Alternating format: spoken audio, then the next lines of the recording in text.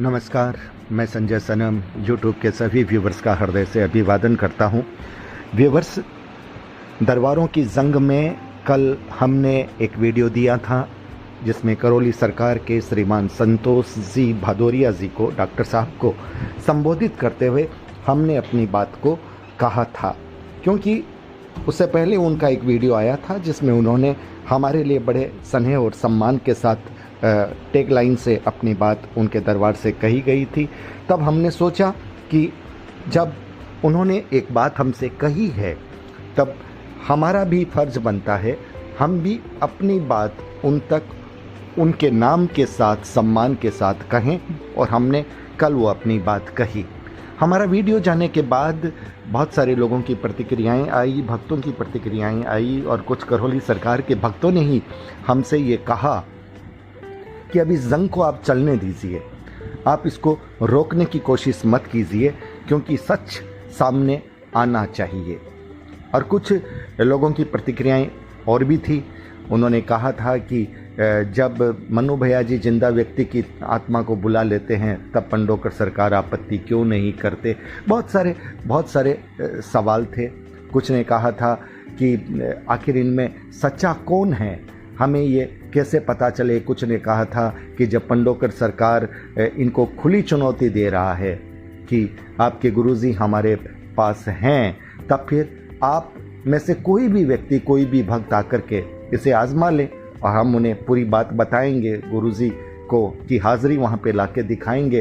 कुछ ने ये कहा था कि क्या ये संभव है कि हनुमान जी को वहाँ पर बांधा जा सकता है, लटकाया जा सकता है। कुछ ने कहा था कि इस तरह की ये अनर्गल प्रलाप जो है वो हमारा विश्वास तोड़ रही है। बहुत सारे मैसेज में, बहुत सारे फ़ोन कॉल्स में बहुत सारी बातें सुनने को मिली।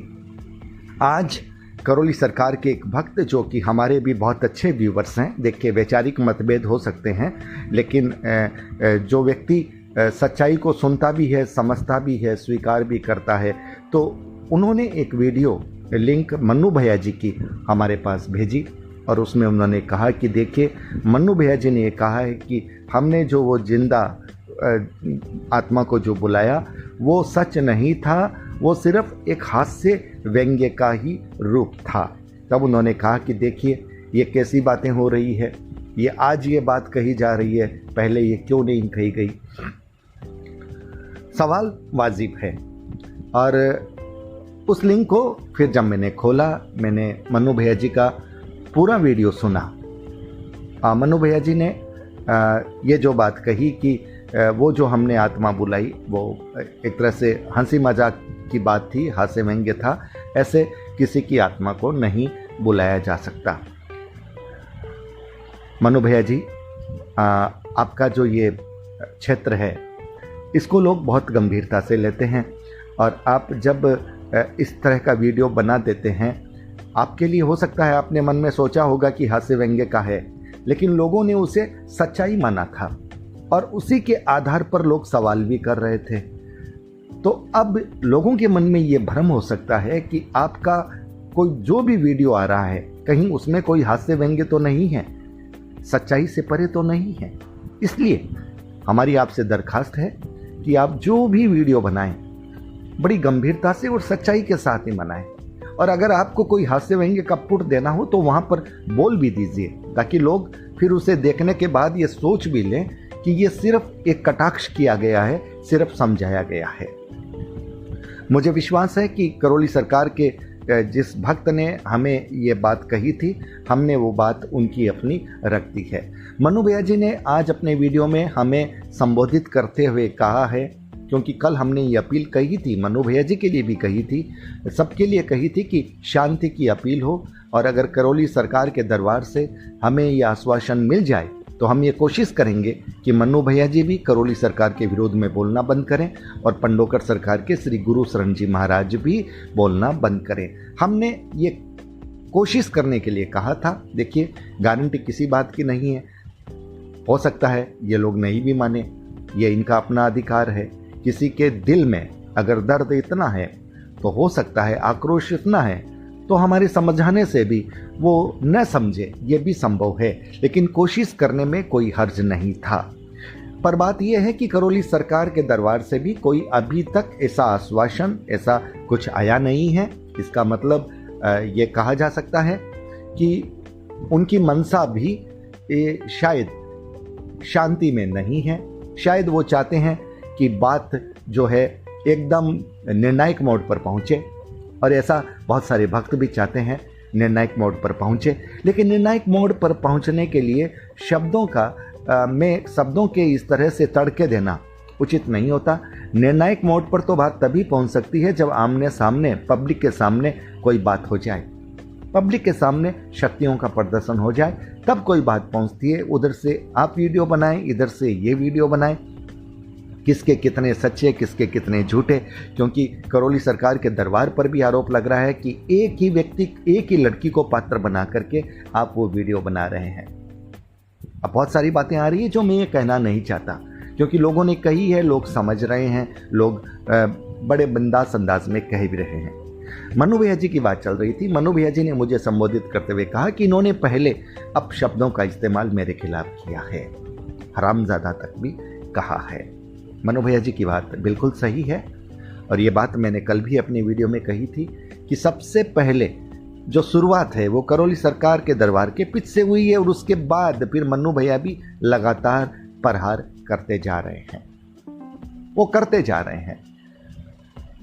तो जहाँ से शुरुआत होती है, अगर वहाँ से सुधार हो जाए तब तो हम दूसरे दरबारों से ये अपेक्षा करते हैं, हाथ जोड़कर निवेदन कर सकते हैं, उन्हें फिर ये बार बार कह सकते हैं कि अब आप मत कीजिए। लेकिन जब करौली सरकार के दरबार से ये आश्वासन नहीं मिल रहा, तो हो सकता है कि वो इसे निर्णायक मोड़ पर ले जाना चाहते हैं। ये उनका अधिकार है, ये उनकी स्वतंत्रता है।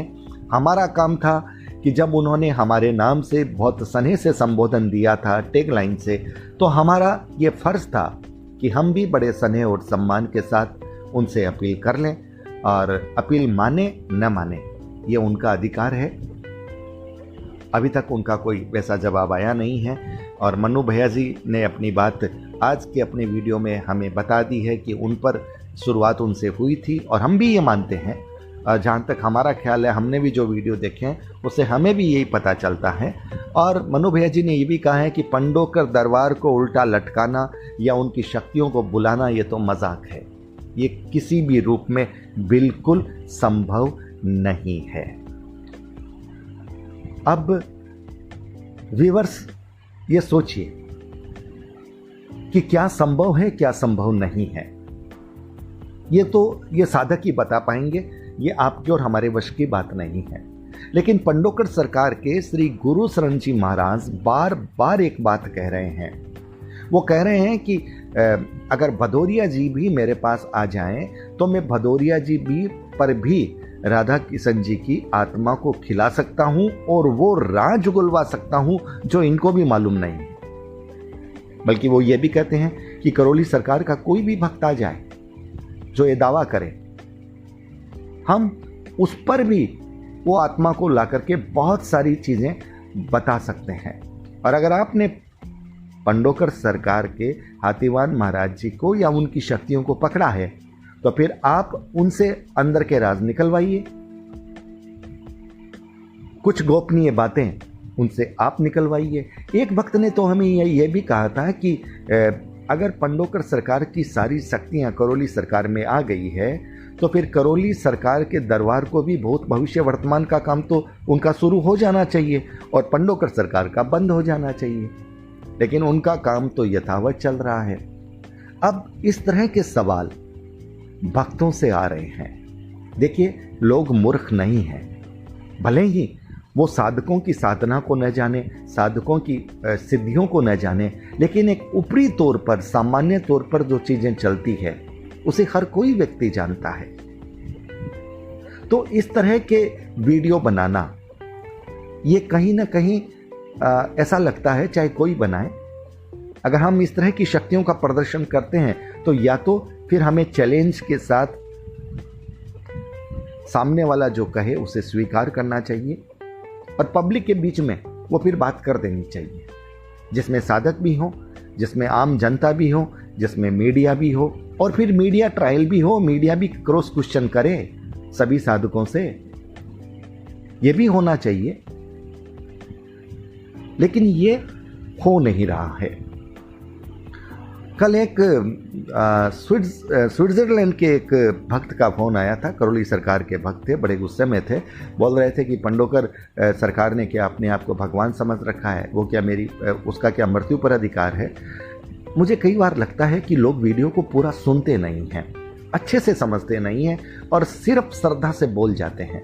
देखिए, गुरु शरण जी महाराज ने और किसी भी महाराज ने, न तो भदौरिया जी ने, न मन्नू भैया जी ने, न गुरु शरण जी ने कभी ये कहा है, हमने कभी उनको बोलते नहीं सुना कि भैया हम मृत्यु को रोक सकते हैं, हम किसी की मृत्यु को रोक सकते हैं, ये बिल्कुल नहीं कहा। और ये किसी के अधीन है ही नहीं।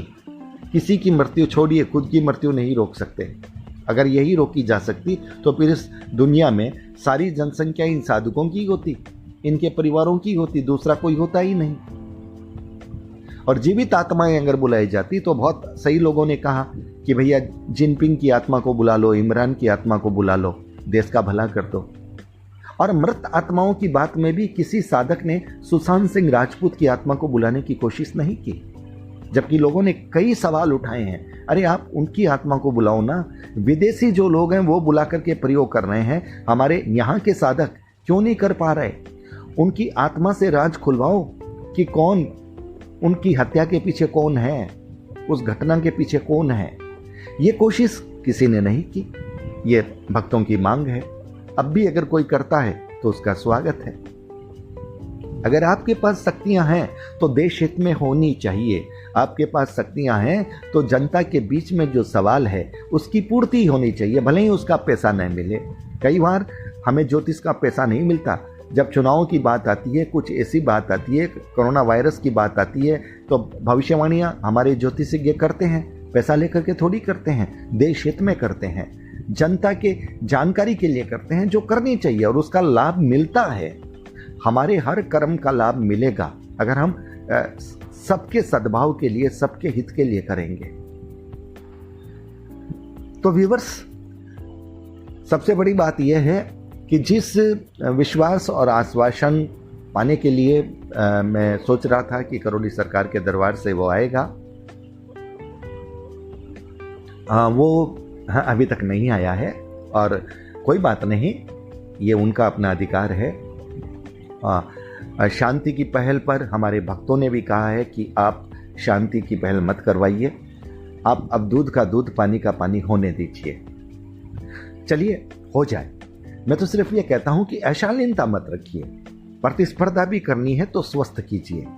चुनौती का मुकाबला करना है तो एकदम सामने आके कीजिए और जनता के बीच में कीजिए, भक्तों के बीच में कीजिए, साधकों के बीच में कीजिए, प्रशासन के बीच में कीजिए, ताकि पता चले। छुप छुप के बंद कमरे में चाहे कोई वीडियो ये बना लें, चाहे वो बना लें, कोई फर्क नहीं पड़ता। या तो शक्तियों को सीज कीजिए या शक्तियों को सीधे सीधे प्रदर्शित कीजिए। और शक्तियों को बुला लिया है अगर आपने, तो उसे वापस मत भेजिए। क्यों वापस भेजेंगे? उनका काम रुकवाइए, तब पता चले।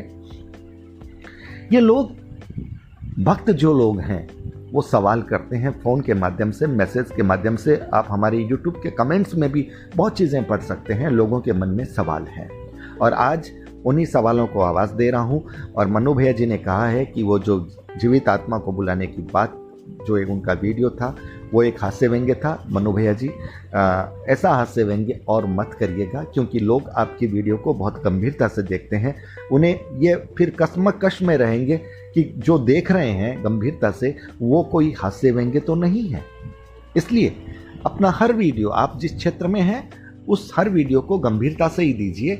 और उसमें अगर कहीं आपने हास्य का पुट दे दिया है तो वीडियो के आखिर में बोल दीजिए कि ये कटाक्ष है, सामने वाले को समझाने के लिए है, ये ओरिजिनलिटी नहीं है, वो बोल दीजिए, ताकि लोगों को भ्रम न रहे, लोग भ्रमित न हो और आपके प्रति कहीं अविश्वास ना आए।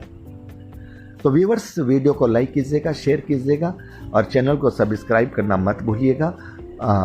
आप हमारे चैनल को ज्वाइन भी कर सकते हैं। डिजिटल फर्स्ट न्यूज़ में सब्सक्राइब के साथ ज्वाइन का बटन भी लगा है, आप ज्वाइन भी कर सकते हैं। बहुत बहुत आभार, नमस्कार।